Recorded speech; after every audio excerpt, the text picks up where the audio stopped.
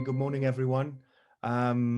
Welcome to this FAIRplus event on what is the value of fair data, which is organized by the IMI-funded FAIRplus project. My name is Andrew Smith. I'm Head of External Relations for ELIXIR, and I'm one of the partners in the FAIRplus project, involved in activities in Work Package 4. And I'm chair of this virtual event that will be running today. So I'm just going to take a few moments to introduce the event itself and make a few housekeeping points before we start going into the talks and the discussions. The event, when we first started to organize this, was planned as a face-to-face meeting in Brussels, but for obvious reasons, we had to change the format of this. And it means that we've reduced the time. So it's a 2-hour window that we'll be holding this event in. And it means that there will be a series of quite short talks, but a time for a panel discussion at the end of that as well. We have over 150 that have registered for the event, and a good number of people that have actually joined the webinar since it's open too. And they come from a range of different organizations, so lots of different stakeholders represented. We have experts from the FAIRplus project who are helping to make data fair. We have other research infrastructures, other projects that generate data that are represented on the call. We have policymakers and funders, and we also have data scientists from industry as well. So we've got a broad range of stakeholders that are on the panel and also attending the event as well. I hope that everyone knows what FAIR is: the findable, accessible, interoperable, and reusable. But I think it's fair to say over the last 5 years that FAIR has become quite a very popular buzzword. And what we want to really do with this event is dig a little bit deeper to try and understand the value of FAIR to those different stakeholder groups. Why is it important that there is fair data? How does industry benefit? How does society benefit? How do the funding agencies that have policies and data management programs that support FAIR, how do they benefit from this? So that's really what we want to do through this event by having a series of talks from different perspectives, and then a panel discussion where we'll also invite questions from the floor as well. So that gives you the context to the event. If we look at the program, we've got an excellent lineup of speakers. So Herman van Vlijmen, who is the co-lead of the FAIRplus project, will be giving a first intro into the FAIRplus project. He co-leads this project with Serena Skollen. Then after that, Pierre Meulien from the IMI, he's the executive director. He will give a perspective about why fair data matters to the Innovative Medicines Initiative. We'll then hear from Alexandra Grebe de Barron from Bayer about a company perspective of why her company invests time, resources, and efforts into making data fair and how they benefit from this. We'll then have a short break before Kostas Repanas from the European Commission, whose unit is involved in developing the data management plans and policies for Horizon Europe, will give his perspective about what could be happening in future. And then we'll finish with a talk from Ulrich Goldmann, who is a representative of one of the projects funded through IMI, whose data is being made fair through the FAIRplus project. So he will give a presentation on the RESOLUTE project and explain what steps have been done to make those data fair and how others benefit from that as well. And then we'll open into a panel discussion where there will be a series of questions that I ask the panelists about the value of data, about what steps funders or policymakers could take, and we'll also invite questions from the floor as well. As we go through the agenda, after each talk, there will be a few minutes for a question from attendees as well, a specific question on the talk. If you would like to ask a question, there's a few ways of doing this, which I'll explain to you in a moment. I do need to remind you that the webinar will be recorded, and we'll post the recordings of the webinar on the FAIRplus website after editing in a few weeks' time as well. For those of you who are not familiar with Zoom webinar, the control panel is at the bottom of your screen, and you can use that control panel to chat, and where you can introduce yourself, and colleagues from ELIXIR and the FAIRplus project will reply and introduce themselves as well. If you want to ask a question, you can do this through two routes, either raising your hand, and as chair, I will then invite you to ask a question, or you can add it to the Q&A function, where we will read the question out and ask the panelists to address that as well. So we really want this event to be interactive, so don't be shy. Use the chat function, raise your hand, and put your questions and answers in there as well. And one final remark, the event, like all ELIXIR events, will be following the ELIXIR Code of Conduct for meetings. You can get full details of this from the ELIXIR website, but the purpose is to ensure that the events run professionally and in a supportive and welcoming way, both for panelists and attendees as well.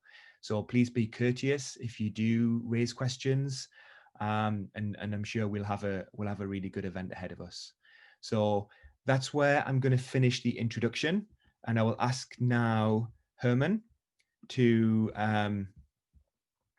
give the presentation and the first talk about the FAIRplus project. So give some context to the FAIRplus project. So over to you, Herman.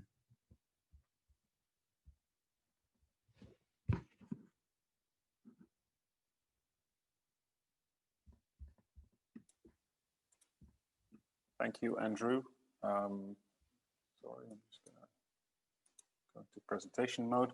Thanks everybody for joining today's meeting. I'm going to kick off with an intro to the FAIRplus project, which is an IMI-funded project, and organizing today's meeting.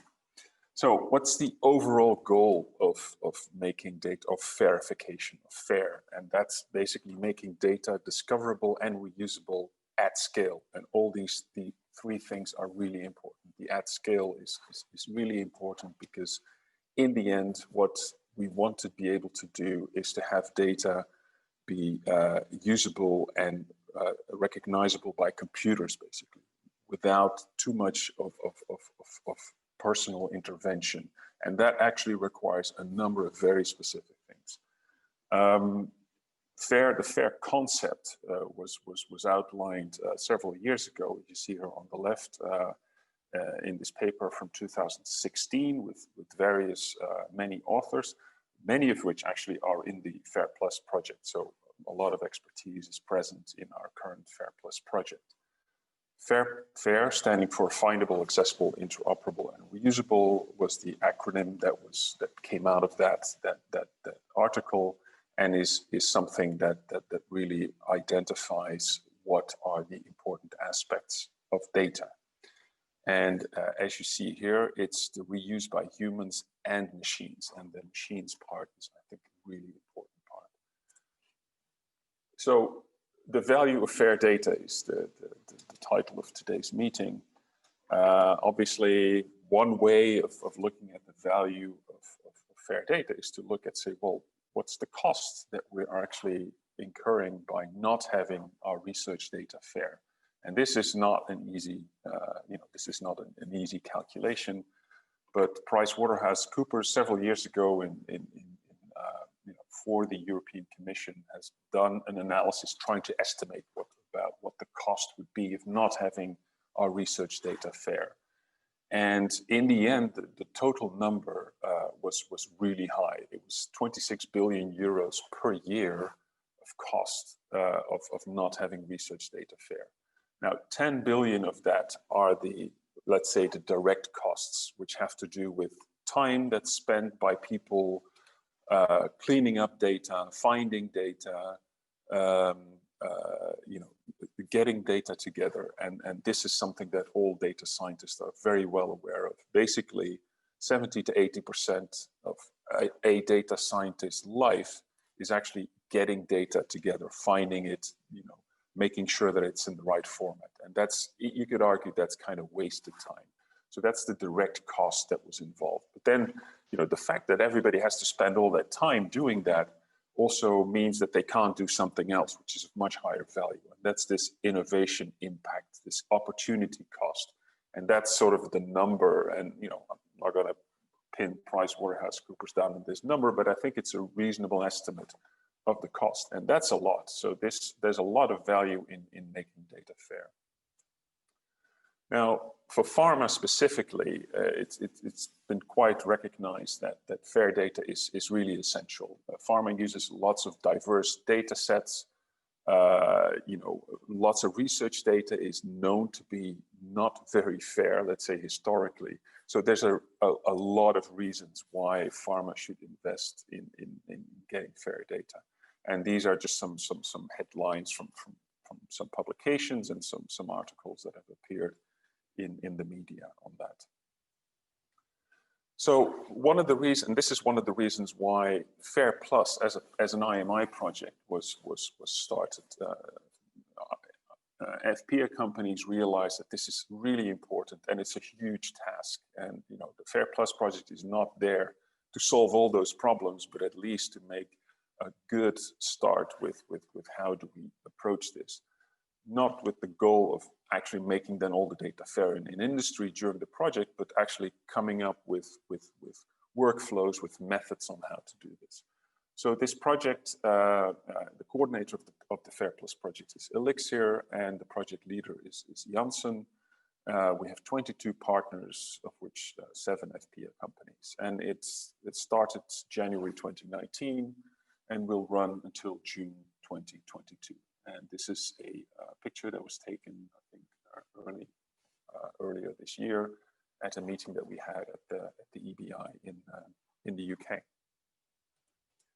So what are the aims of the project? And of course, you know, there's many ways of looking at that, but some specific things that we want to achieve with the FAIRplus project is, first of all, because one of the outputs that we're going to get is actually verify actual data sets. So we're not just about thinking about FAIR as a concept, but actually verifying data sets, and specifically IMI project databases, you know, historical ones or active ones. And so one of the things that we want, of the aims that we have, is to have a process to prioritize, you know, which projects are we going to focus on, because, you know, we can't do everything and you don't need to do everything. There are certainly projects or parts of projects that have a high value of verification. So we need a process to identify this. This is not different from any other research organization or even, you know, industry. You can't really verify everything. There's a prioritization that needs to be done. Then to develop a verification toolkit, very practical, guidelines, tools, and metrics. And we call this the FAIR cookbook. Cookbook is a nice analogy because it requires ingredients and it requires steps to take. And this is exactly what the FAIR cookbook will be. I'll get back to that. The third one is the innovation ecosystem on fair data. There's many activities and projects going on that have to do with fair data, and we want to play our role in that. So for instance, we organized our innovation and SME events that are certainly reaching out to the whole fair data ecosystem in Europe. Based on the FAIR cookbook recipes and the selection of the projects, we will verify these data sets. From selected IMI projects, the goal is to do at least 20 IMI projects, and also from data sets from FPA companies. That will be done, executed by the FPA companies themselves, but of course the workflows, the tools will all be delivered by the FAIRplus project. And then lastly, we deliver training for data handlers. And for that, we have a fellowship scheme, and I'll have another slide on that. So the cookbook, again, there's lots there to be seen. There's actually, it's completely open, so everybody can access this. And it's a comprehensive resource on how to verify or improve the fairness of certain exemplar data sets. It's really a result of us working on data sets and then really putting the recipes of what we did there and what's needed in the cookbook. It provides theoretical and practical lessons on FAIR. It provides the available open source technologies, tools, and services to do FAIR. We talk about capabilities needed and skills needed to do this type of verification. Indicators of fairness is important. How fair do you want to be? And challenges that are involved in those verification steps are also there in the cookbook. We have published 43 recipes already. There are many more to come in the remaining part of the FAIRplus project, but beyond that, because this is certainly one of the resources that we consider to be one of the important ones that needs to be made sustainable. Another aspect of the project, which I think is very important, especially for organizations, is our capability maturity model. Now, there's a lot behind this. I'm not going to go into detail, but the one thing to realize is that there's different levels of maturity that you can apply to a data set that you can look at. The data set can be mature in different ways. You can have completely sort of non-fair data sets. Let's say you would be at the initial stage, or you could be at the optimized set, which is completely fair, fully managed. All of that is all taken care of. Now, not every data set needs to be optimized to the optimized level. There's certainly an optimal level of fairness that you can think about for a particular data set, and on top of that, also for a particular organization. So the supporting capabilities that you need to make that, to keep that data fair. So there's an optimal level, which is a trade-off between what you want to do with the data and the cost to achieve that. And that's something that needs to be looked at, for every case for every data set that you want to verify. And this maturity model, it's a tool that actually looks at the data sets itself, but also looks at the capabilities that are needed to go to that next level of fairness, of data reusability. And that then, there's a whole organizational aspect that comes into play there. It's not just the data itself, it's also the organization behind it. And again, that's something that's really useful and important for organizations to be able to manage to manage how they deal with this data. The fellowship program, indeed, that's for training, and it's a training program on fair data management. It's been almost completely worked out already, and it's a combination of online learning, workshops, and learning on the jobs, where we have a number of fellows that will be part of this program, and it will start in May 2021. The fellows here are people from academia, from SMEs, and from pharma companies.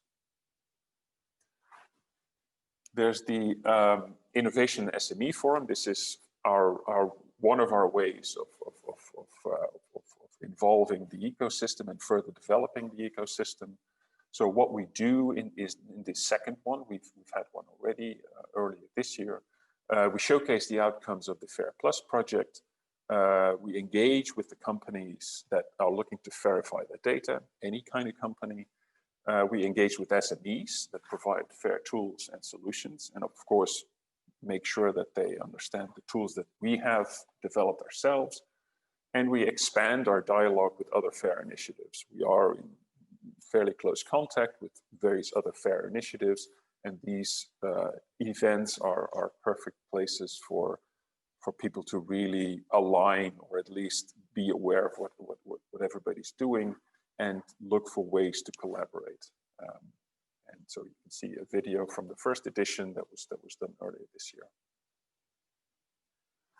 Sustainability is, as always, important, and it's maybe even more important here, because we're not talking about a project that is delivering a specific data set, but it's a project that delivers a way of working, delivers workflows, recipes that can be used on future projects and in future organizations. So what we are developing here, it's really important that we make sure that things that they are sustainable and can be used in the future.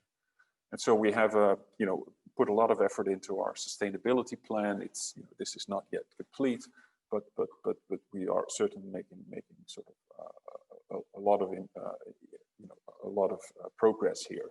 And so what we've done here is we have a number of outputs that you can see in this table. In every row, there's a specific output that we think is important to make it sustainable. And these outputs, they need to mature and develop further through the community use. So it's not just FAIRplus that does this, but we want to make this into the community and that it keeps on being used beyond the time that FAIRplus exists. Of course, the value of this will be judged by the community, not just by FAIRplus, who adopts and develops them. And this obviously will require further support, and we're certainly very active in trying to identify how we can provide that support or get that support. Here you see an overview, and basically in the left column we have only found limited solutions yet. We're currently obviously working hard on that. In the right column is that we have solutions for the various processes that we outline here. And in the middle column, we have made some progress, but still need some work to make sure that we have a fully sustainable solution for those outputs. Last slide here is what's the stakeholder benefit, and here are some examples. For data managers and innovators in all sectors, right, whether it's academia, SME, or pharma, or large industry, we develop processes, selections, we have recipes with the ingredients, we have the ethics aspects of it worked out, legal aspects as well. We provide training, of course, we have discussion forums, and let's face it, we also have developed and we have verified various data sets. So that's certainly of value to data managers and innovators. For industry, on top of the ones that are already listed above, the CMM decision tool, so the capability maturity model, is really applicable to organizations. So I think industry will really benefit from that. And the industry will also benefit from the data sets that have been verified during the FAIRplus project. And then for policymakers and funders, this project really highlights the challenges and the need for future change in how we handle funded projects and the data that they generate. And we hope that with FAIRplus we can sort of really contribute to making that a more fair situation in the future. Thank you for your attention. I think there's some time for questions, I hope. Thank you, Herman. That was a great introduction to the project. Yes, let's see if there are any questions specific to this talk. There may not be, because it is very clear and comprehensive. So I'm just looking at the Q&A, and I don't see any questions posted on this. So what I'm going to suggest is that we move forward to Pierre's talk now. And then in the meantime, if people have got questions, we'll take them in the panel discussion at the end. So thanks a lot for that intro, Herman. Pierre, let's go to you now for your perspective from IMI. Thank you. Thanks very much, Andrew, and I'm very happy to be here, and also like to thank Herman for that great context-setting piece. I hope that at the end of my talk you'll understand why indeed we have a huge vested interest in the value proposition that's been highlighted by Herman, in terms of the importance of both in the terms of sustainability, but also having all of our data sets, or as many as we can, obeying and falling into the FAIR principles. So for those of you who do not know about IMI, I just have two very quick introductory slides. So IMI is a public-private partnership. I think, by the way, as a PPP, it's very suited to this type of work in the FAIRplus program. We've been going for a while, since 2008, over 2 framework programs, and with a very significant budget, both public and private, of 5 billion euro. We're of course now at the end of the second phase, IMI 2, and preparing for the next phase, which will be very different. I'm not going to talk about that today. If we just look at the very large portfolio of IMI represented here, there are about 10 projects and still growing.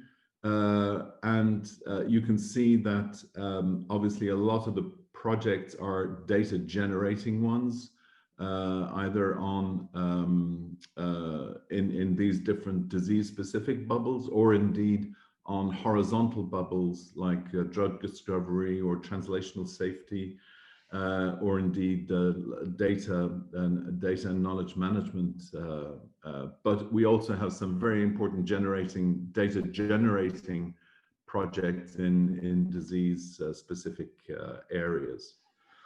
And indeed, the portfolio, we can look at what we focused on, looking at 5 big categories of projects.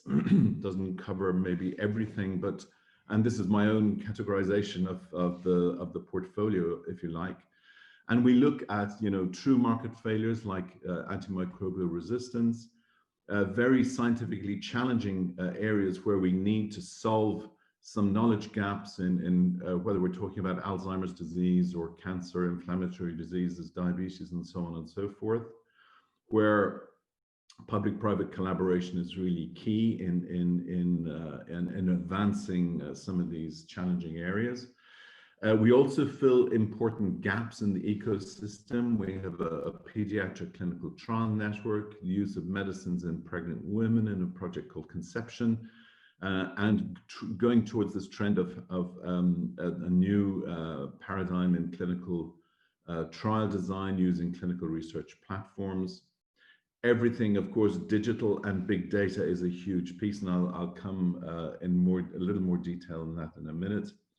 And no surprise, we have also been very active in preparedness and responses to pandemics like Ebola and more recently, of course, COVID. So we share a lot of the data challenges with everyone in the ecosystem. And these are, of course, we all know about the diversity of the data landscape, the variety, the volume, the velocity, how important it is to be able to have access to that data, bearing in mind that we have a lot of rules around data security, privacy. What's the incentive for the academics to share data? What's the incentives for the industry to share data? And we deal with this on a day-to-day basis. And we know that there are gaps in terms of, and I think Herman has illustrated that very well, but we need to fill those gaps in order for us to be able to, in order for the ecosystem, the world, to be able to make decisions based on evidence that's based on very solid, large data sets. And of course, the final impact has to be on the health systems and the patient, and they therefore need to be at the center of this digital innovation. So of course we have in part tried to resolve some of these, but I would say even at the scale that we're at, we're still a drop in the ocean in terms of what we can do. And I'm talking about a global scale of activity now.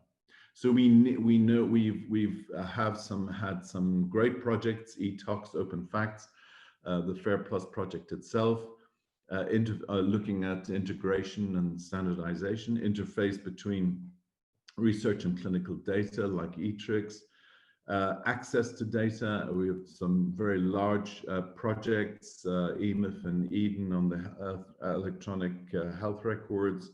And of course, now we're going towards what can we do with patient-generated data, patient-reported outcomes, using all the digital tools that we know. And we have a suite of programs called Radar, which look at that. And we have a whole, and a lot of these are within a whole landscape of a program we call Big Data for Better Outcomes. And here it gives you a flavor of some of these things. So some are horizontal, like the CSAs, the FAIRplus, the European Health Data Network.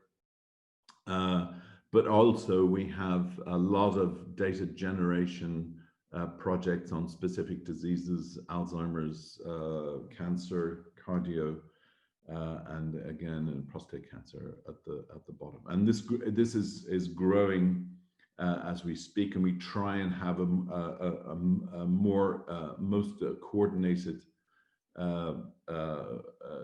strategy as we can.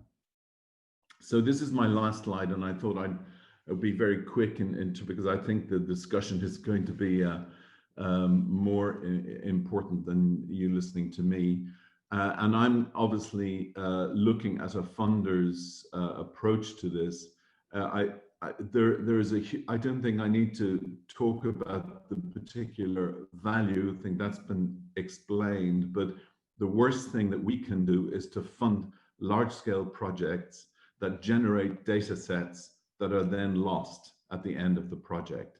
So it's both a sustainability issue and then a fair rationale issue that we need to deal with. And the funders, of course, have a role to play in this in terms of what we would mandate in specific language and topic texts regarding the FAIR principles and how people should buy into those. We could and we perhaps should insist that the inclusion of the right expertise to manage data gets integrated into the project right from the start when the project teams get assembled, and not this is not an issue that you can start on in year 4 of a 5-year project. So and this is a culture change that we need to manage, and once again I think the funders have a role to play in that. We've often talked about making specific budgets available for data management, and when that should occur, would there be a possibility? I know people have, we've had lots of discussions with Barron and others in terms of, is there a possibility of, what about after the project? How about this idea of having some funds available for management after the project? And that has, of course, legal issues that we would need to look for. But I know that we'll hear from the European Commission afterwards on the plans for Horizon Europe, so that we can discuss that then. And then we do need to take advantage of the EU and global databases that exist to defragment the ecosystem. For example, there's the EU Commission COVID-19 data platform that I think is being fueled with lots and lots of data as we speak, and we need to ensure the quality of that data, and that it, of course, is in line with FAIR principles. And the biggest, I think, challenge we have is how to scale this up. I always have a feeling that we preach to the converted in our own little bubble. The last thing I want to do is to create an IMI silo. We need to be connected with the big picture, and we need to find a way. And so this is why I'm so happy to be here today, because I think this is a great initiative in starting that process of reaching out to a wider group of stakeholders who should be able to buy in easily to these concepts, and hopefully that national and other funders take this on board and join this great initiative, which I think has potentially huge value to the ecosystem we're in. So thank you very much for your attention, and I'll pass it back to you, Andrew. Many thanks for that, Pierre. It was a really good summary of the situation and IMI's perspective about FAIR data. It was really good. Thank you. The last slide in particular will give us lots of topics to come back to in the panel discussion as well. We're looking very good for time at the moment. So before I introduced Alexandra, I may, Pierre, just ask you one quick question, because you obviously focused on the Innovative Medicines Initiative, and in future there will be a new Innovative Health Partnership. I imagine you weren't able to talk about that because it's still going through the development process and so on, but do you have any feeling about whether data management or fair data will be considered differently in the next program, depending on what rules are set? Well, I'm hoping that the trend will be following the momentum that we've started and that you've contributed to. I don't see us going backwards. So I can only think that, and of course there will be data projects in the next program, and I think we need to just continue.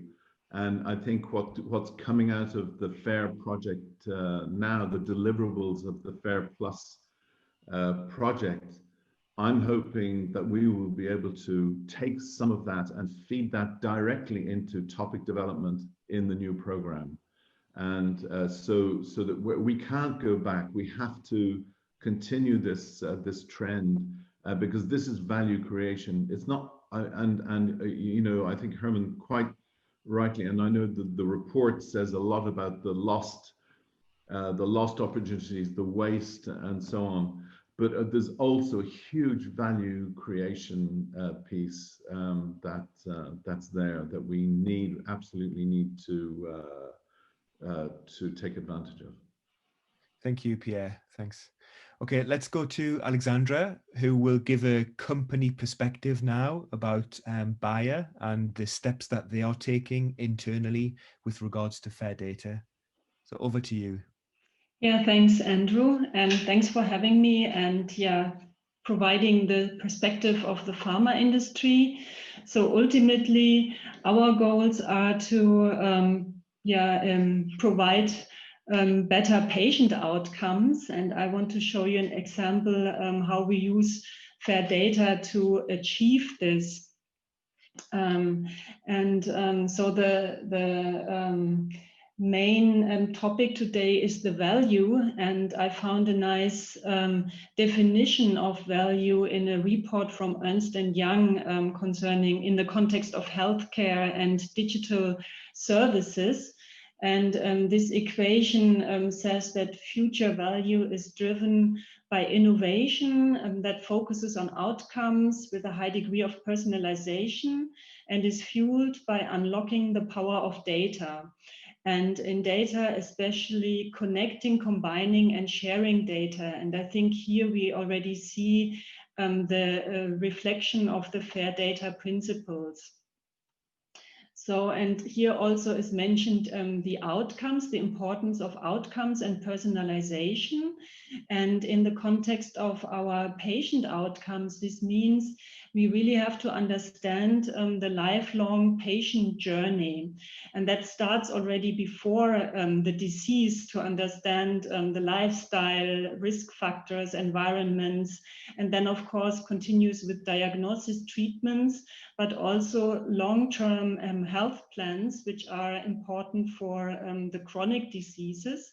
And we have to incorporate this patient voice in our development pipelines, and also not only in our drug development pipelines, but now we are also focusing on developing digital healthcare services that accompany the therapies.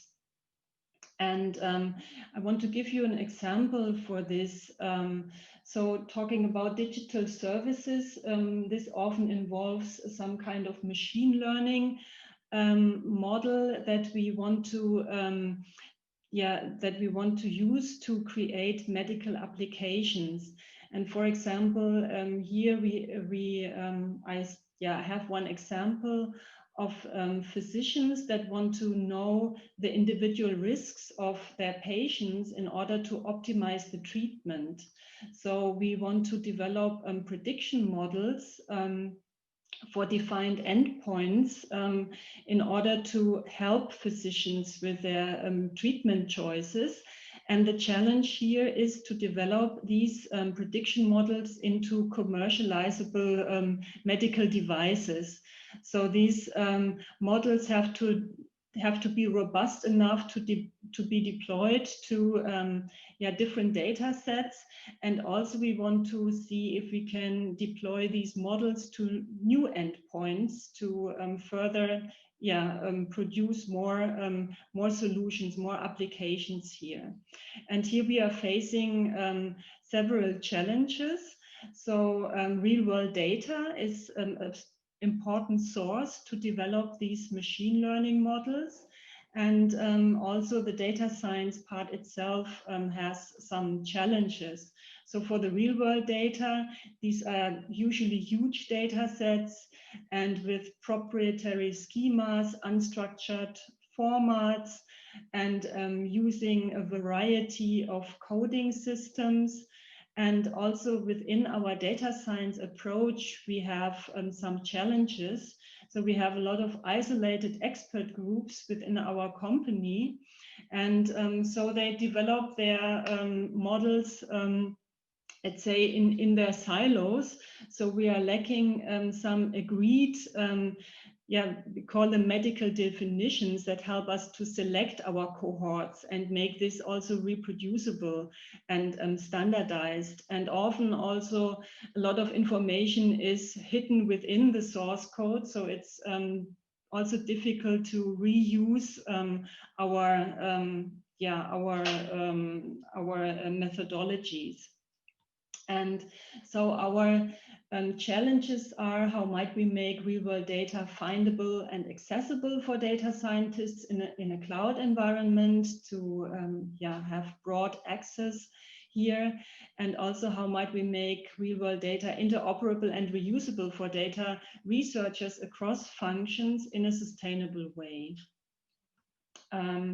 And in the last years at Bayer, we have developed a suite of digital information products that can help us in this with these challenges.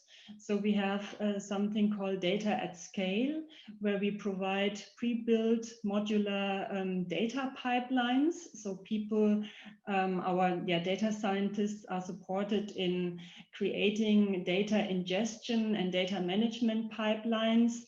Then we have COLID, the corporate linked data, which is a data registry and data marketplace where you can share and find data. And we have Science at Scale that helps us to configure data science workbenches in a cloud environment. And the newest one are the Pharma 360s, where we want to provide plug and play FAIR data assets. I highlighted COLID and FAIR since these are the important assets for or important tools, platforms for FAIR data here. And COLID we have made open source recently, so you can also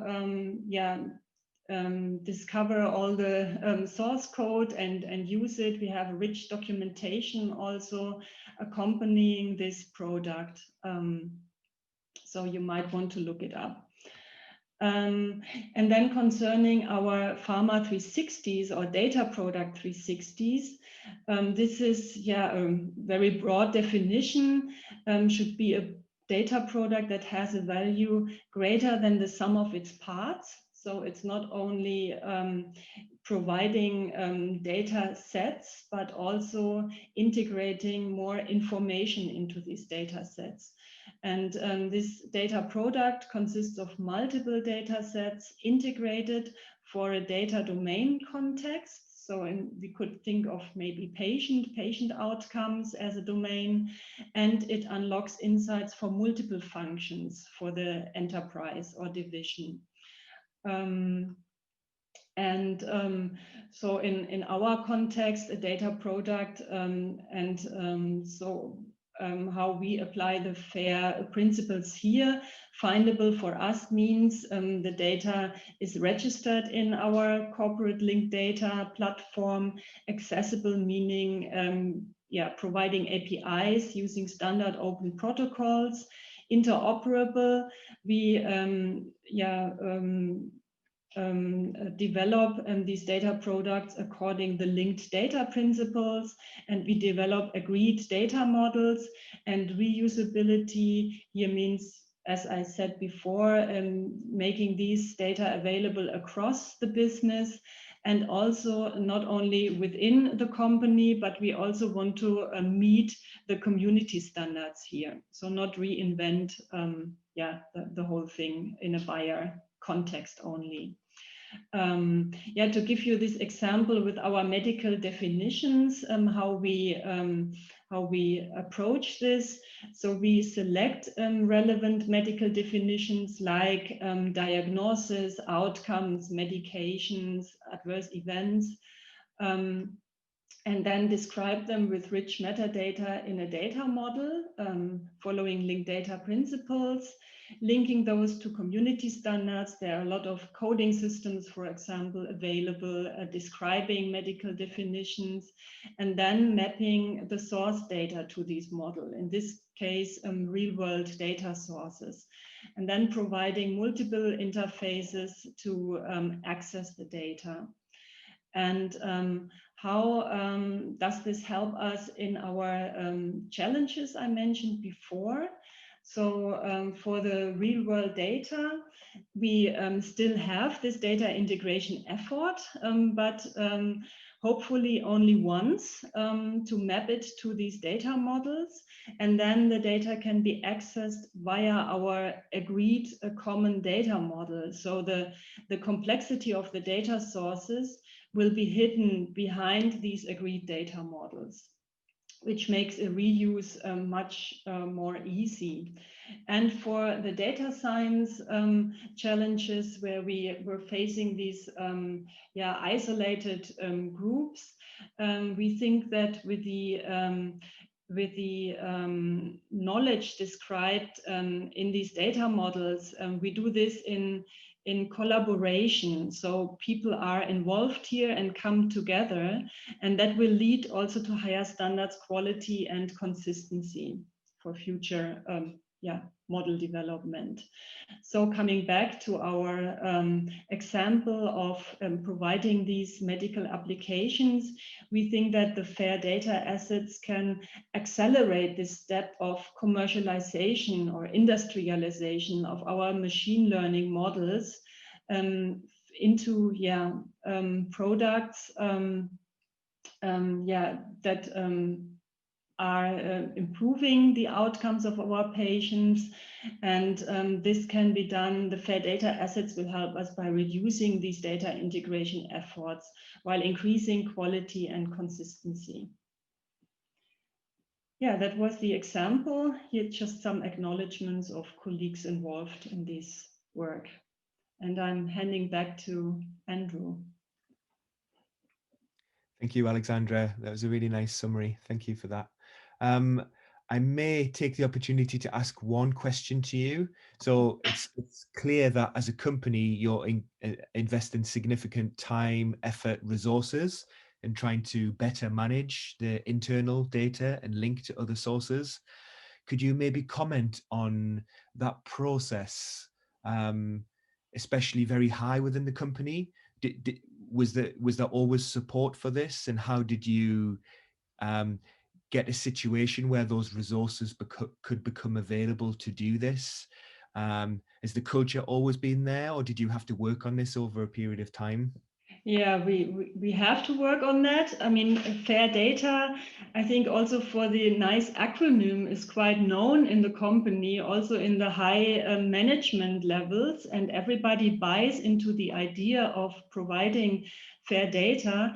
But still, on the other hand, we are struggling to get the resources for especially these data focused initiatives. So I'm just registering that it's still easier to get funding for a data science project involving machine learning or artificial intelligence than in projects concerning FAIR data.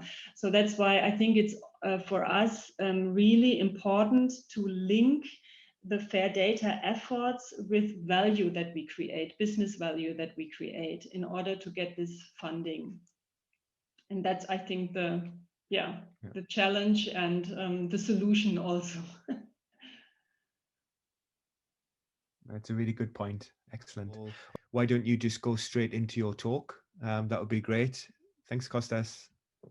Yes, thank you, Andy. Thanks a lot for the invitation and great talks so far.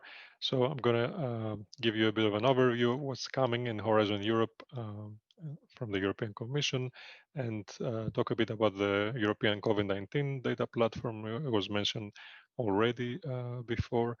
I will not spend a lot of time on the introduction, but just to highlight that pandemics such as the one we are going through, and also the Ebola before, shows really how open science and data sharing is really crucial. It can accelerate discovery and actually creating therapies and providing a response to this pandemic.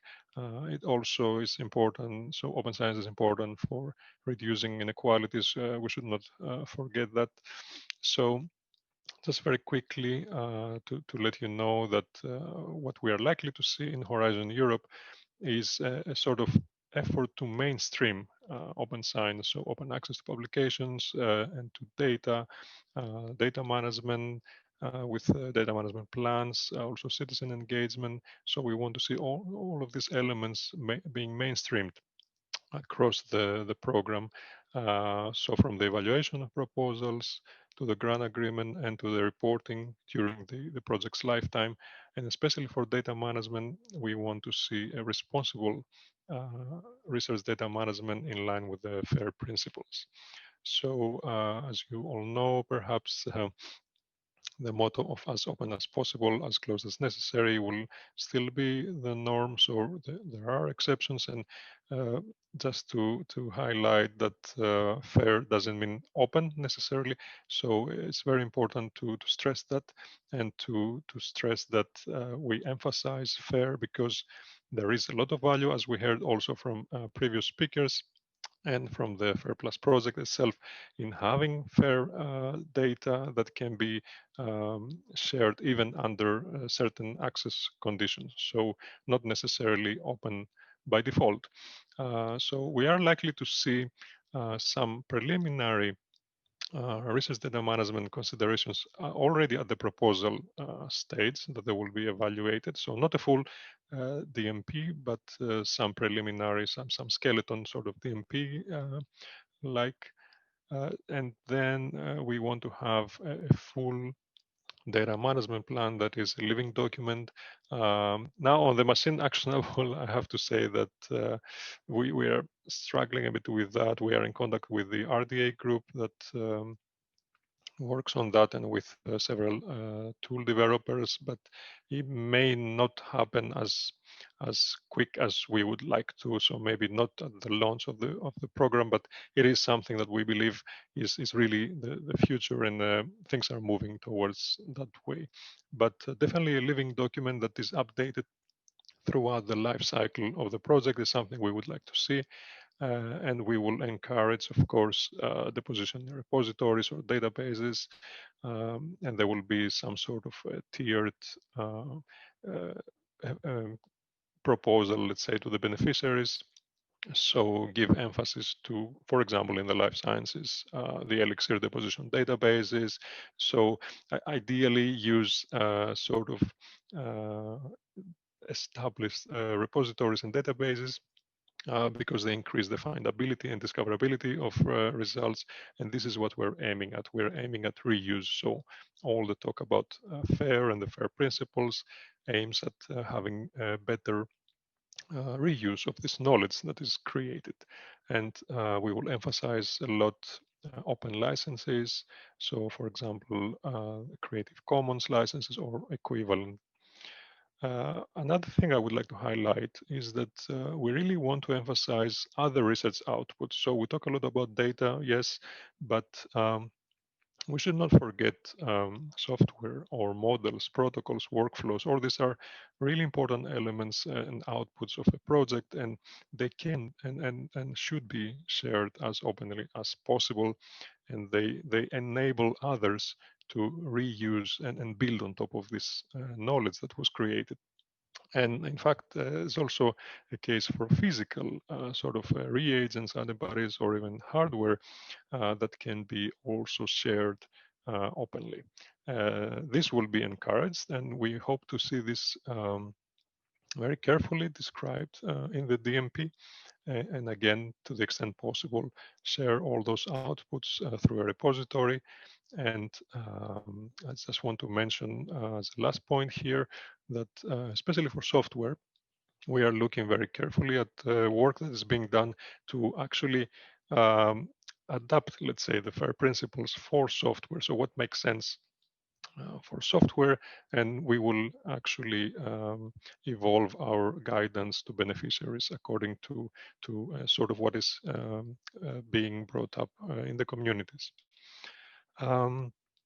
So something that brings us back to FAIRplus and why we actually work a lot with FAIRplus, as I will explain in a moment, is the practicality of it. So not only just yes, talking about the FAIR principles in a theoretical basis and asking people to make their data fair, but actually more practical. What does this mean? So we have two examples that I want to mention. Actually, there's more now, but one is the FAIR data maturity model working group of RDA, and the other is the Fairware initiative. So on the RDA front, this was a group that actually was started with the idea, like, if we have different evaluation of fairness, different methods, how can we make sure that those indicators that we use can be compared across evaluation tools? So the RDA group is now in a maintenance mode. So the actual, the core work has been finished, and there is an RDA recommendation you can have a look at, or there is a link on this slide. Also, we published a paper describing the work of the group, and actually I have to highlight that several people from FAIRplus project were involved. So thanks to all of those that contributed and also did a very crucial testing of the indicators. So the group produced a set of indicators, what we like to call Lego building blocks of fairness, as well as guidelines, very detailed guidelines on how to use them. And they can be used either in a sort of self-assessment, self-evaluation mode, so by scientists, by researchers, but also in the hope that there will be evaluation tools that funders perhaps can use, or institutions, or even repositories to check how fair is the data set. Now just a few words about the Fairware initiative. This is initiated by the Research on Research Institute, which is of course backed by Wellcome Trust and other funders around the world. And the goal here is to create an open source software tool that can automatically assess the fairness of a dataset. And we have here the involvement of the FAIR is Fair project, which is a coordination and support action funded by the European Commission under the umbrella of the EOSC, the European Open Science Cloud. And there is an MOU between RORI and FAIR is Fair, just to make sure that all the existing knowledge and the advancements that have been going on will be included in this Fairware initiative, and we all hope to see some sort of vital tool being developed that will be open source and can be also adapted according to community requirements and needs. Speaking about FAIR is Fair, there is also some effort there to do both sort of manual assessment of fairness, but also automatic. So the automatic one is a tool called Fuji, and the link is there. You can have a look. It's all available to use. And FAIR, I have to say that FAIR is Fair adapted the indicators from the FAIR data maturity model and created this pilot open source tool that can be used to automatically assess fairness. And the FAIR-Aware is more of a questionnaire to raise awareness and see how an individual data set, how fair it is before uploading into a repository. Just a quick mention on another EOSC-related project, EOSC Synergy, one of the regional projects. And there we have a technical framework on the FAIR principles and an effort again to create sort of more, again, based on the RDA indicators, an automated evaluation tool in 3 phases that evaluate, establish, and endorse and before submitting to repositories. The European COVID-19 data platform was mentioned before. And I would like to say that this is really an example of FAIR data in action. So this was launched on 20th of April as a response to the pandemic, and is actually a priority pilot of EOSC, and shows really how FAIR data sharing can advance science and benefit all researchers and actually create tangible outcomes. So also in this platform, data and metadata are as open, as fair as possible. And this got some high level, let's say, attention. So it was launched by the President of the Commission in April and is part of the ERA versus Corona. This is the European Research Area, ERA versus Corona Action Plan. It was one of the 10 actions of this plan. Of course, this was a joint effort from the European Commission, EBI and ELIXIR, together with other partners. And we were actually able to deliver the initial, the sort of first beta version of this platform very quickly, because we were building on very strong foundation. So as part of the European Open Science Cloud, the ELIXIR and EBI databases, and Horizon 2020 projects that already were working on some of these aspects were brought together. So for example, I will tell you a bit about the data hubs that were developed under the Compare project that has now finished. And the other projects contributing is ELIXIR Converge, EOSC Live, Corbel, also now over, and then Recoded and FIO. So all these projects together contribute to this platform. So very quickly, we talk about the COVID-19 data portal, but this is the sort of one of the ways to interact with the whole platform. The platform consists of the SARS-CoV-2 data hubs. So these are secure environments where scientists can do the analysis, do their work, and then push data to be shared as openly as possible. And the other component is the federated European Genome Phenome Archive. So there we have more sensitive patient level data that can be shared in a controlled way. So there's a data access committee. Here we don't talk anymore about open data, but still, again, back to the point that FAIR data doesn't have to be open by default. And this is a perfectly good case to talk about data that is accessed under controlled conditions. The advantage of the federated EGA, and now we see more than 5 nodes emerging, is that different nodes can be constructed within national borders, so the data do not have to live to go outside national borders, but there can be data visiting. So still someone can access, analyze data, get the results without actually having to download the data. So this is something very important. And just a quick schematic to show how this is not yet the full picture, but we are working towards this vision of how academia, government, health sector, and industry sector can get access to both research and patient clinical level data by using this European COVID-19 data platform. And I have to say that this has created also a very good collaboration, both at national level within Europe. So we have very frequent stakeholder meetings that countries exchange views and sort of see copy, let's say, best practices from each other. And also we have international stakeholder meetings. We've had already contact with Japan. Japanese have launched a COVID-19 data portal as well. Also Canada, US, and several others. And this brings me almost final slide. So what I described with the European COVID-19 data platform is actually very similar to the vision of the European health data space.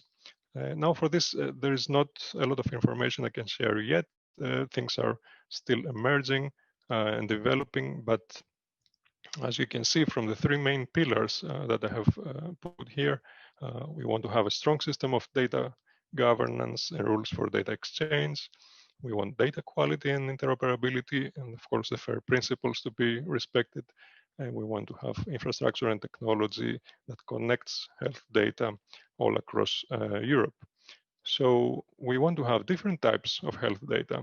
And this is something that in the platform that I described, the data integration has been a very difficult issue, but also we've had some successes with being able to integrate different data types. And so we hope that part of the knowledge from this platform can be used in the launch of the European health data space. And there's more to come in 2021 on this. Now, finally, just very quickly to sum up, and again, I go back to the FAIRplus, and we need more of these projects that, as some people say, we have enough recommendations and guidelines, but we need practical sort of ways and how researchers can make their data more fair. And the FAIRplus project is a great example. The cookbook for is very good. We can definitely make a mention in the annotated grant agreement, for example, and projects such as the Fair Data Maturity Model of trying to align and give the indicators to people that will in the end create assessment tools is a way to be able to compare and sort of make sense of what do we mean when we say that a data set is more or less fair. And as a last point, I would like to stress here what we say in the RDA group, that FAIR is really a journey, and we do not want to make the assessment of fairness a sort of punishment for beneficiaries, for researchers, but we want through this process to educate, to raise awareness, and finally to improve data reuse. So thank you very much, and happy to answer any questions. Thank you, Kostas, for that presentation. It was really good, very thorough. You rightly noted the various FAIR-related initiatives and projects that are all working on and collaborating with each other. I know, and including with the FAIRplus partners are working very closely with some of those initiatives you mentioned. I would just comment that on behalf of FAIRplus, the expertise that sits within the partners in industry and academia, we're always open to discuss with the Commission when you're coming up with new plans and ideas for what the data management policy should be in Horizon Europe. So you have an open door, and we'll be very happy to continue discussing with you to make sure that the lessons and learnings that we've gone through within FAIRplus are useful context for when you come to develop the Horizon Europe data management plans. So that's just a comment from me. We've got a question from Sebastian Castier, and I'm going to read out his question to you, Kostas. And if you're able to give a reflection on this, that would be excellent. So he asks about the Commission's recently published regulation proposal on European data governance. And one of the new concepts in that is a mechanism for data altruism. So Sebastian's asking about whether that has an impact on FAIRplus, but I think it might be useful, Kostas, if you're able to just give some context in a minute or so about what that European data governance regulation is and the data altruism aspect, because it's possible that many on the call don't know about it. Yeah, thanks for that. I think throughout the different regulations and also the European health data space, what we aim is to really have better data sharing, but also fair, not the fair that we talk about, but fair and just, let's say, data sharing. So we want, especially in the health sector, to share data as much as possible, but also we have to respect privacy. So we have to make sure that GDPR is respected. So we have other projects that are working on that. Also part of EOSC Life is doing that work. And I think this is a common thread that runs across and connects to how we can enhance the sharing of data, and especially in the health sector, even be able to share patient data, but with ways that are not violating any privacy. Perhaps we can have data anonymization or pseudonymization, and there are different ways. Or what I mentioned with the data visiting, perhaps this is another way that would, users don't have to actually have access or download the data, but they can send a query, they can send an analysis workflow, and then get the results back. And all this is really an evolving sector, and it's actually quite exciting to see what the outcome will be. Yes, thank you, Kostas. We're going to move now to the final presentation. So thanks for your time there, Kostas. You'll be staying with us for the panel, so we can come back to some of these topics. The final presentation will be from Ulrich Goldmann, who represents the RESOLUTE project, and he will give a perspective about a project who's benefited from their data being verified. So over to you, Ulrich. Yeah, so thank you, everybody. Thank you, Andrew.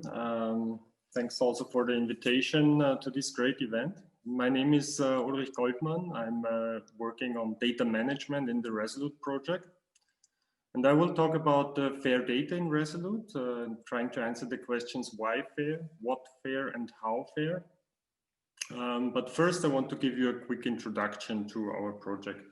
And I will start with solute carriers.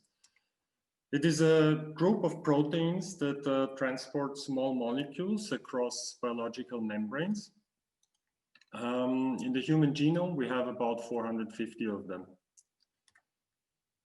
They show a remarkable variety of substrates that they transport. So it's from single atoms to rather complex molecules. And by their role as a gatekeeper to the cell, we think that their function actually directly reflects the metabolic state of the cell. And this is this means that they're biologically very important, and this is also implicated by their association to many diseases. They, of course, are then also relevant for transporting drugs into the cell and also as drug targets themselves. There are a few very successful examples for drug targets, such as this neurotransmitter transporter for treating depression and this glucose transporter for type 2 diabetes. However, the vast majority of the 450 SLCs have not been exploited therapeutically yet at all. And even more, the whole solute carrier gene family is severely understudied, and about 1/3 of them are still orphan, which means that we have no or only very limited knowledge on their substrate specificity and also biological function. So why is this? How can this be?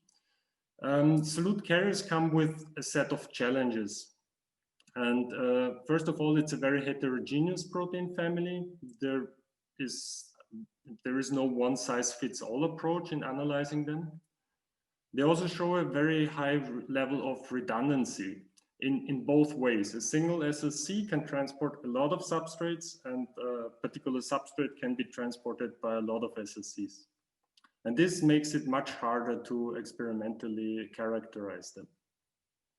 And as a consequence of these challenges and problems, there is a lack of research tools available. There is a lack of assays, binders, and structures and data on solute carriers. So to overcome these limitations, we started the community effort with the RESOLUTE consortium. And RESOLUTE stands for Research Empowerment on Solute Carriers. So we are an IMI2 project. We have 6 academic institutions, 6 FPR companies, and 1 SME. In total, more than 120 scientists working on the 446 human SLC proteins. And we are a 5-year project and currently are about halfway through. The main aim is to unlock the therapeutic potential of this solute carrier gene family. And we do so by running a systematic deorphanization approach based on multiple omics tools. And also by providing the high quality reagents, tools and protocols, and also the data to the scientific community. The data that we produce include high content imaging. It includes transcriptomics, metabolomics data, ionomics and proteomics data, genetic interaction data, and more. So why do we want to have FAIR data in RESOLUTE? So we first only started to think about FAIR data when actually writing the project proposal and the initial data management plan. But it became very quickly obvious that we need to be fair for many more reasons than just fulfilling the requirements.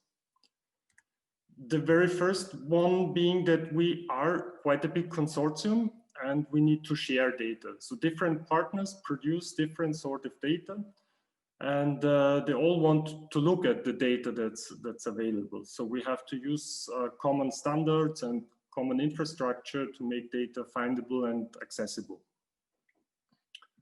Another reason is the data integration. For successfully deorphanizing the solute carriers, we absolutely need to be able to link and also integrate the different data sets that we produce. So the data has to be interoperable. And as we also want to boost the research on solute carriers in general, we do provide the data to the scientific community, and their FAIR data sets should guarantee a maximum impact to the community. So that's the reusable part of the FAIR properties. Compared to an average IMI project, I guess that RESOLUTE for RESOLUTE verification is probably a bit more easy because we have do very basic research with cell lines only, so we do not have patient data at all. However, verification in our case is probably also made a bit harder as we have a really big variety of different data types and also quite a big volume of data. So we estimate a total of 200 terabytes until the end of the project.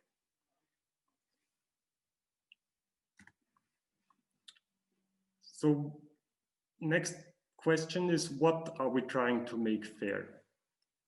So we want to increase the available tools and knowledge on the solute carrier gene family. So what we do is we share the plasmids and the cell lines that we generate, and also high affinity binders and assays that we develop, and then of course also the data and the corresponding metadata.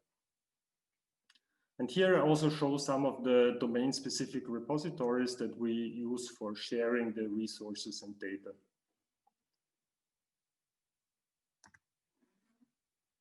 How do we verify the data in Resolute? So what we tried is, because it was pretty obvious then to us that we need fair data, so we tried to be fair by design or fair from the beginning. So we already tried to have this in our initial data management plan. What we also have is we have a system of data annotation and release workshops. Here, the main aim is to ensure the data quality and to also improve the level of data annotation.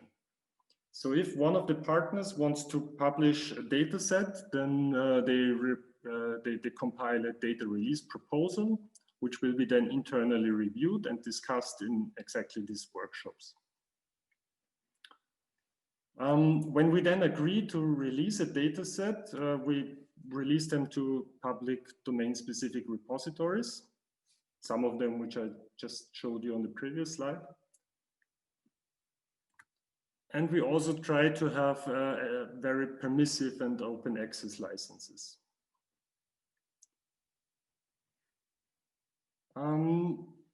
Another point is that we were quite lucky that right after the start of our project, we have been selected as a pilot data set by FAIRplus project.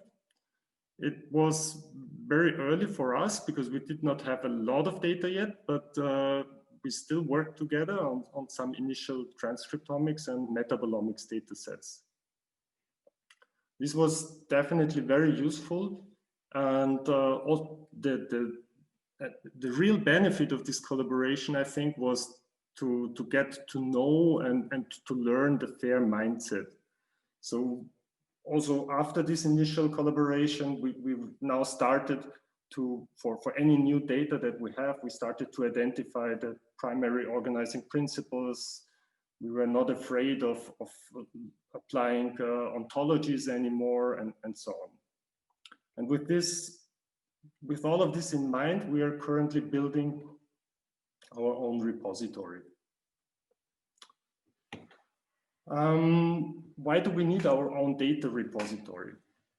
So we talked a bit about verifying a data set, but let's have a closer look at one example that I have here. So for a typical experiment, we start with a cell line. Here it's an overexpression cell line. Based on a sample preparation protocol, we create a sample. Then together with an experimental protocol, we do an experiment. In this case, it's a targeted metabolomics experiment.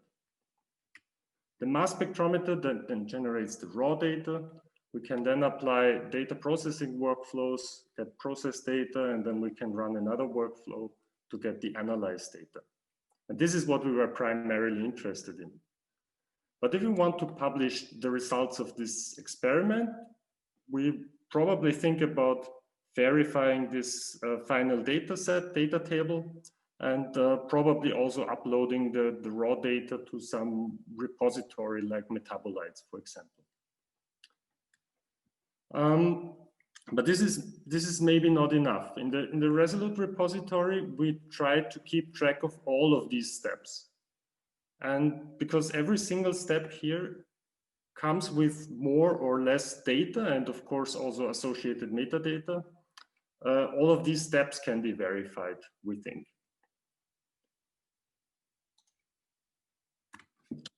So for this repository, what we think about identifiers for all the steps, trying to identify public repositories. We think about data formats, about standardized metadata, quality control criteria, and also licensing questions.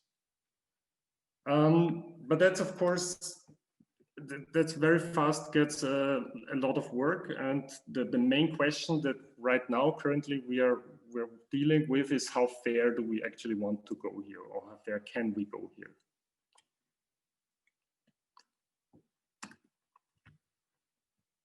So to summarize, what's the value of fair data in Resolute? For the consortium itself, it basically enables the whole distributed work that we do and also the required data integration that we are facing.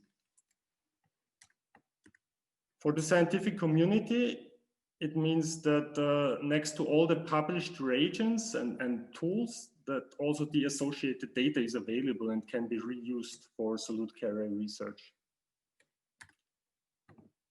For FPR partners in the consortium, the data might be a foundation for future drug development programs. And for academic partners, the FAIR data is definitely a rich source for follow-up research project and follow-up future grants. And finally, I would also like to acknowledge the whole RESOLUTE team, which you can see here at one of our consortium meetings pre-Corona times. And I would like to thank you for your attention.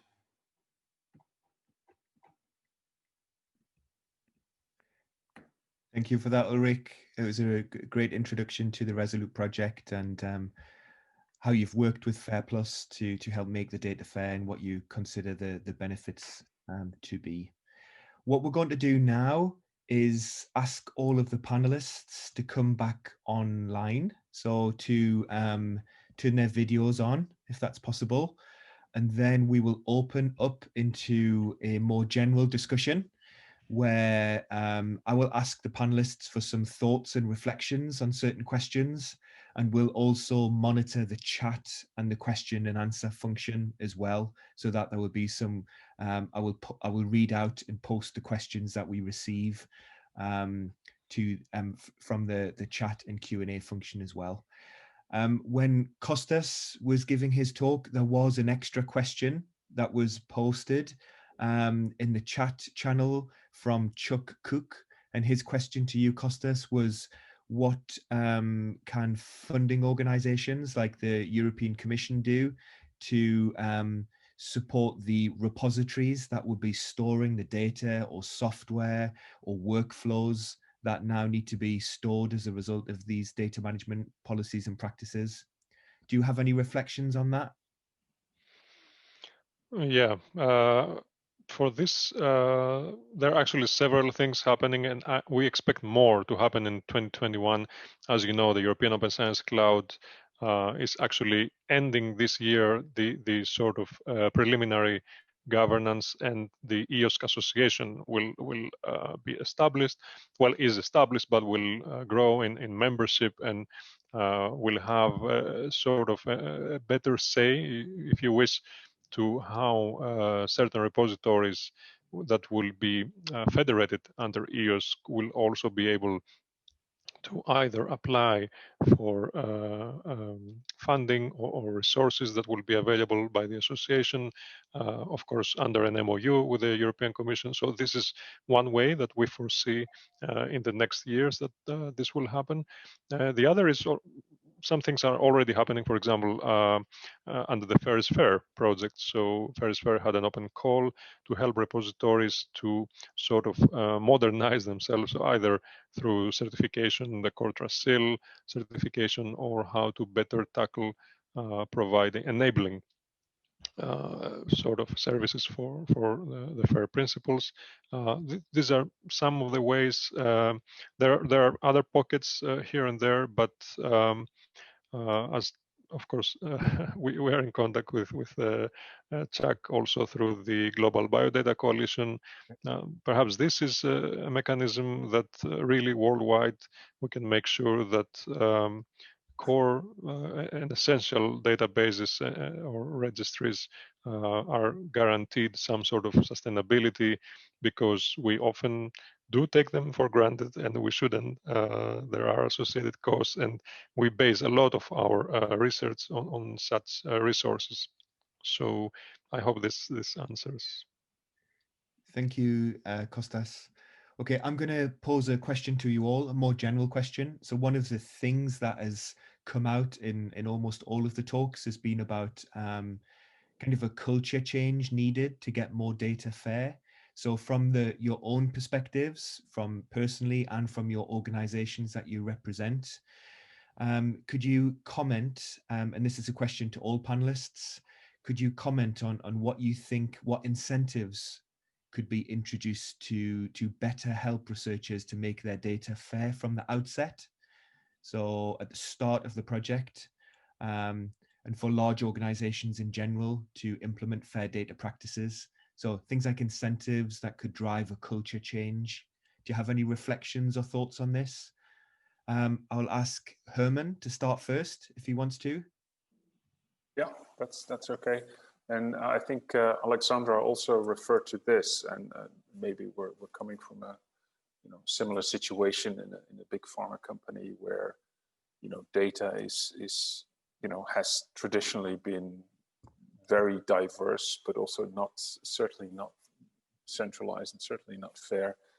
And we actually, and it's for me, it's very clear that in order to sort of convince an organization that you should put required resources into this kind of activity, is to have clear use cases for what are we going to do with this data. This is a sort of sort of black and white sort of way of showing it, but there's two ways of looking at it. You can look at it purely from an IT, let's say, perspective and say, oh, we have to make this data and then the people will come and they will do their analysis on this. Or you could say, listen, we have this data, but this is actually what we want to do with that. We cannot use the data for what we want to do.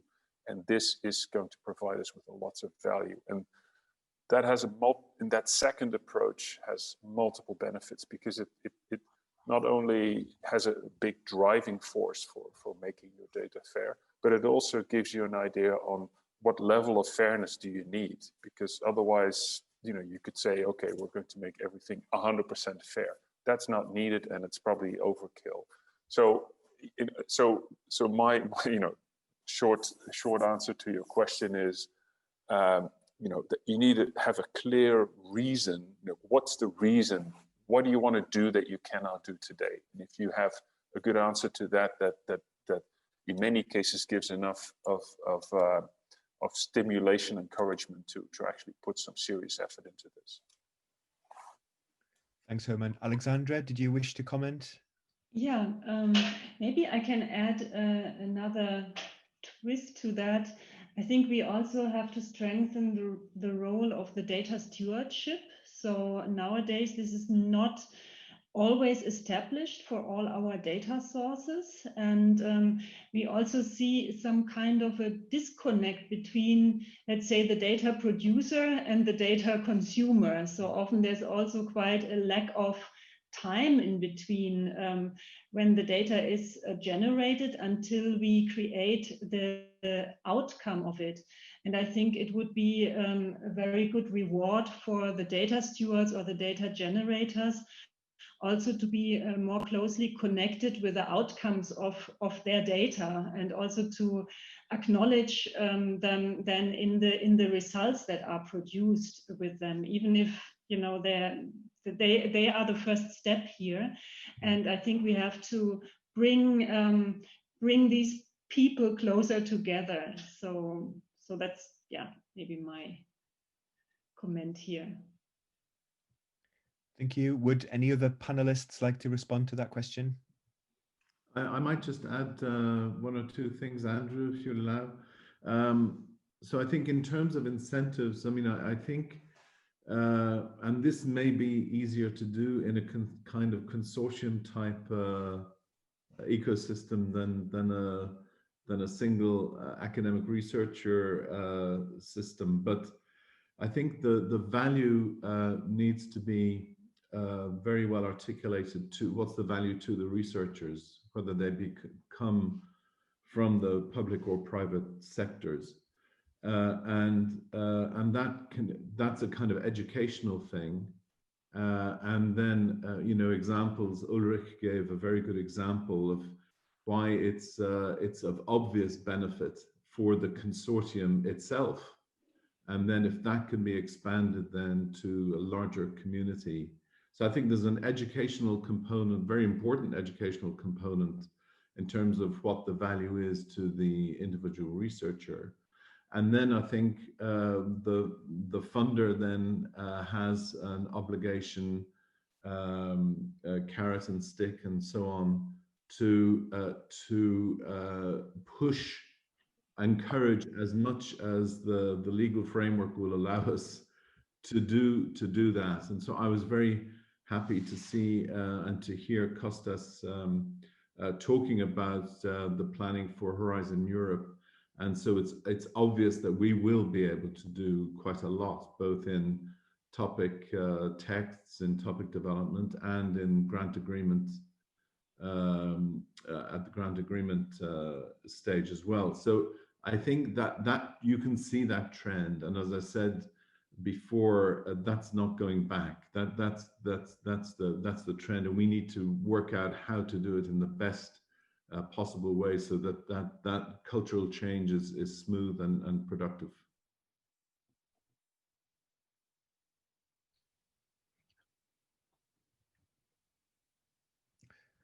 Andy, if I can add something. Yes, please. Yeah, just on mostly on the individual researchers, I think something we would like to see is that these practices, having fair data, open data, providing open source software or workflows, making protocols available, we want those practices to be rewarded. So I think one big incentive, and we have a special part of our unit working on that. You will see more in 2021 coming up, of course, with community consultation. So we do not sort of launch into something just like that, but we want to make sure that why not move away from the current research assessment practices and reward open practices as best as we can, sort of respecting, of course, the people that have to make a career out of their research and their results, but trying to broaden the sort of bibliometric approach that we currently have, and involve definitely more elements into evaluation of proposals and of individuals. And we like to see this trend going also towards universities and the assessment that is happening there. Mm-hmm. Thank you. Ulrich, did you have any comments on this question? Yeah, so basically it was already mentioned. I think for us, in our example, it's really it was really obvious at a certain point that we need to be fair, first of all, for ourselves, that we manage to deal with the data that we have across the consortium, and then we might be a bit of a special case because our main aim is really to support the scientific community in solute carrier research. So we have, by design, we want to publish all the reagents and data that we have. So then it's also obvious that this should be in a fair way. But it's for us, it was also pretty tricky to try to answer the questions of what is going to happen with our data. So what's the incentive of verifying it? Because I think for most of the data, we cannot, from the current perspective, we cannot imagine what people might do with this data.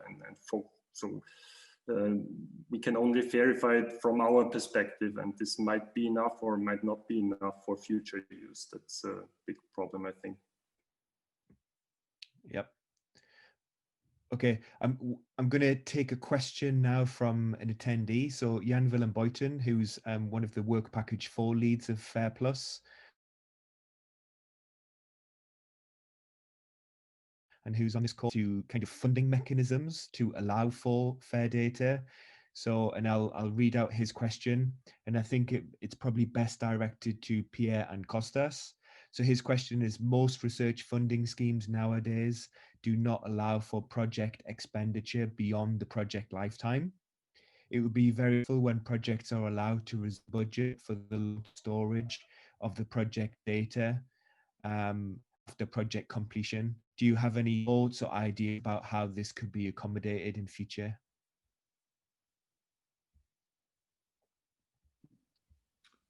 Maybe just yeah, before Kostas comes in, because he's more able to respond. I brought this up when I spoke because it's recognized as an issue, and it'll totally depend, I think, on the legal framework of Horizon Europe. So I'll pass it over to Kostas. Thanks. Yeah, thanks. So it is a tricky issue. Sort of how to make this available after the project ends, and we have already started looking at this for publication costs, because as you very well know, there might be a publication that will eventually appear after the project has ended. And for data, I believe one way we would like to sort of be able to accommodate that is when things are described in the data management plan, and then there can be some sort of planning for the future, as is also mentioned in the question. Then perhaps we can make sure that a part of the budget allocated can go towards long-term storage. Of course, again, it has to be justified.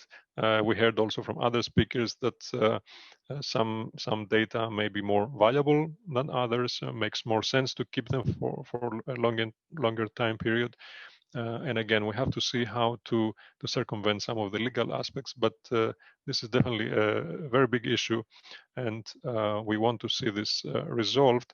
One other way, again, I will refer to the EOSC Association. Some of the working groups there have been looking at this to see how EOSC can not only fund projects of, let's say, 3-year duration, but to have some more sustainable funding or procurement, and maybe some of the budget can be dedicated to issues such as those. Thank you, Kostas. I think that answered the question that Jan Willem had. I'll ask a question now, and this relates to a really nice point that Alexandra was making in her talk earlier about why a company might invest in making data fair. And you made a really valid point that I think is something we should come back to, that actually things now like AI and machine learning might be even more of a buzzword now than fair data.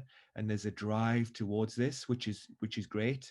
But if we think about this in future, data is something that is transversal and is relevant to all research projects and all domains.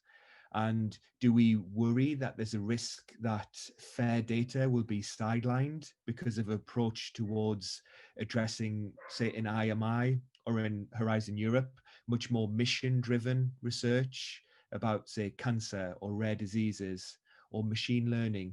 So I just wonder if people have any reflections about this, because data is obviously going to be a key component of all of those aspects. Data will be generated from all of those domain-specific projects. How can we make sure that it's not forgotten about if it's not going to be a central driver in itself? And that could be to anyone to answer.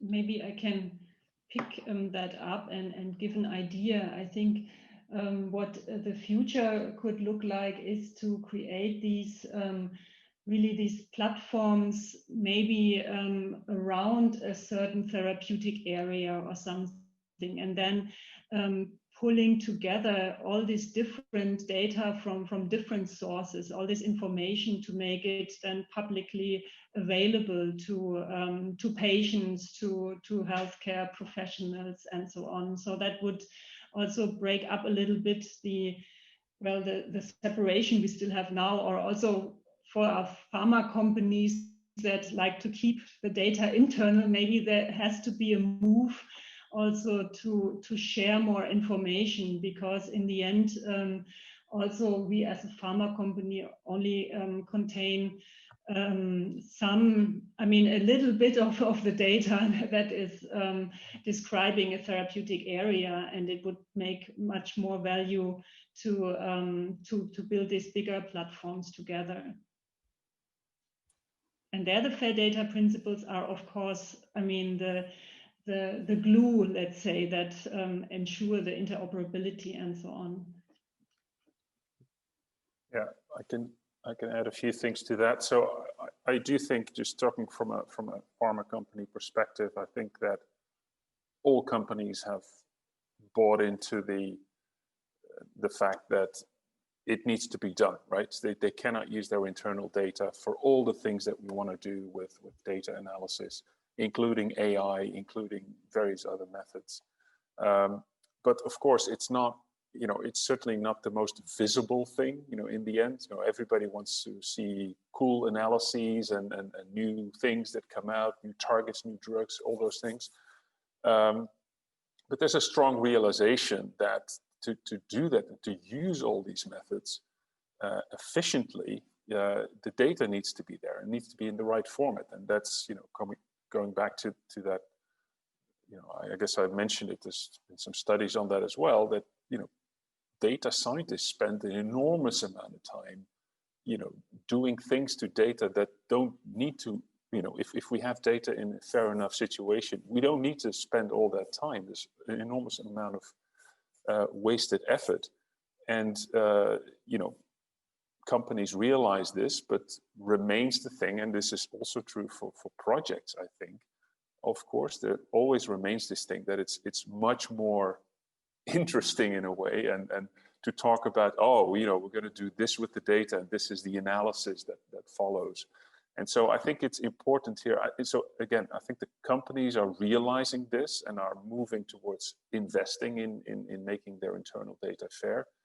I think it's also important for funders here to realize that the data that's being generated there has a value beyond the analysis that's done within the project. And so that to me is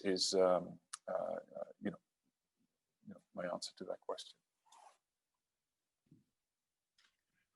I might just add one thing, Andrew. So it's a really important point, and indeed in IMI, as you know, there are quite a lot of big data projects that are